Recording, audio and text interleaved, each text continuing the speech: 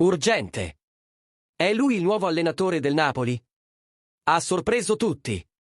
Salve, tifosi azzurri, siamo di nuovo qui per portarvi le ultime notizie direttamente dal mondo del calcio, in particolare dal nostro amato club. Come sempre, ci impegniamo a tenervi informati su tutto ciò che accade e ad assicurarci che siate al corrente di ogni dettaglio.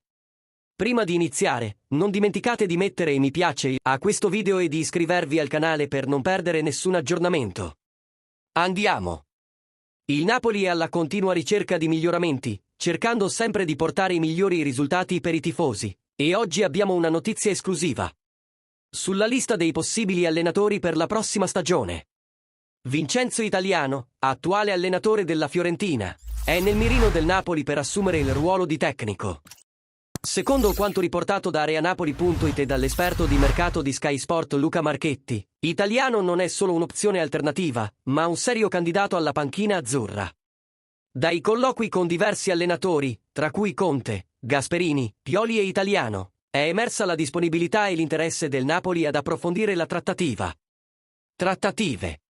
Marchetti sottolinea che la situazione più tranquilla al momento è quella di Conte, ma non c'è ancora nulla di definito.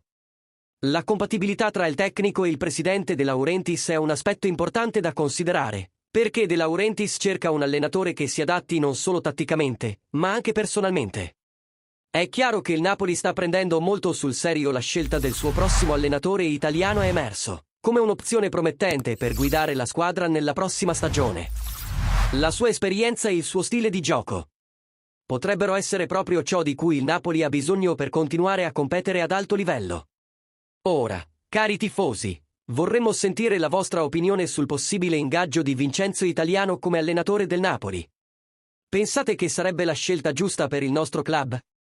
Lasciate un commento qui sotto. E non dimenticate di mettere mi piace e di iscrivervi al canale per ricevere altri aggiornamenti esclusivi sul Napoli. Alla prossima! Forza Napoli, sempre!